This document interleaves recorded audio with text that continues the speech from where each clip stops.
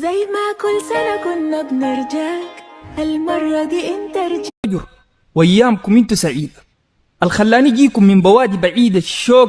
عندي وطني عندي وطني عندي وطني فقدان حاجة كيف أسيب وأروح لخواجة يغني وطن ويعيني شهر رمضان الذي أنزل فيه القرآن.